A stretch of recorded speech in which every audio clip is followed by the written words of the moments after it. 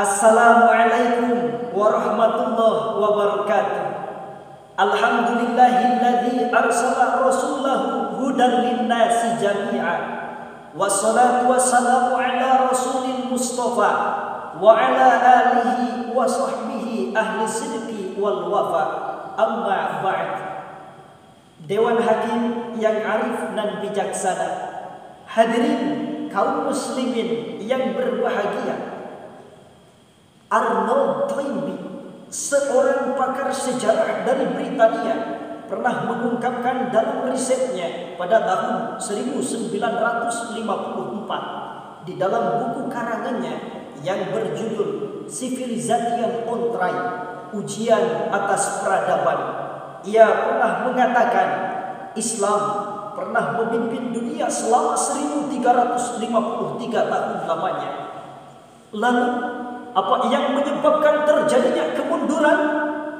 Di dalam kitab Limada Ta'akhirul Muslimun wa Limada Taqaddama Ghairuhum karangan Amir Syakib Arsalan halaman 39 menjelaskan bahwa salah satu faktor kehancuran bangsa muslim dahulu adalah fasadul akhlak, bobrok akhlaknya, bobrok moralnya. Kenapa? Karena wal akhlaqu fi taqwimil umami fawqal ma'arif. Karena akhlak dalam eksistensi umat adalah di atas pengetahuan. Seiring dengan pentingnya hal ini, jangan sampai kita biarkan generasi muda kita mahir pengetahuan tapi nihil keimanan, mahir bergaya tapi lupa beretika, mahir dunia tapi lupa nilai agama. Coba saja hadirin, kita lihat dan kita renungkan. Kebobrokan moral merajalela dalam bidang sosial, marak mabuk-mabukan dalam bidang pemerintahan, etnis dan golongan yang dikedepankan dalam bidang hukum, muncul law of child to be politely of people, hukum rimba menjadi peradaban. Orang pintar memangsa orang yang bodoh, orang kuat menghantam orang yang lemah, orang kaya memangsa orang yang miskin, sehingga yang terjadi the rich richer and the poor poorer. Yang kaya semakin kaya, yang miskin semakin melarat. Na'udzubillahi min dzalik. Mengapa hal ini bisa terjadi? Jawabannya tiada lain dan tiada bukan karena tidak adanya figur yang luhur yang ditiru oleh masyarakat kita, serta masuknya budaya barat yang bertolak belakang dengan gaya kehidupan Rasulullah. Oleh karena itu, pada kesempatan yang sangat berbahagia ini, saya akan sedikit membahas tentang meneladani akhlak Rasulullah sebagai pemimpin dengan rujukan Al-Quran surah Al-Ahzab ayat 21. A'udzu billahi minasyaitonir rajim. Bismillahirrahmanirrahim. Laqad kana lakum fi Rasulillahi uswatun hasanah liman kana yarjullaha wal yawmal akhir wa dzakarallaha katsiran. Sungguh telah ada pada diri Rasulullah itu suri tauladan yang baik bagimu, yaitu bagi orang yang mengharapkan rahmat Allah dan kedatangan hari kiamat. Wa dzakarallaha katsiran, dan ia selalu menyebut asma Allah. Hadirin kaum muslimin yang berbahagia, menurut Al-Imam Ali As-Sabuni di dalam kitabnya Safwatut Tafasir, beliau menjelaskan maksud kalimat uswatun hasanah, yaitu al-mithalul a'la alladhi yajibu an tuqtada lahu fi jami'i aqwalihi wa af'alihi, yaitu contoh yang tinggi, figur yang luhur yang wajib ditiru oleh setiap mukminin dalam perkataan maupun perbuatannya.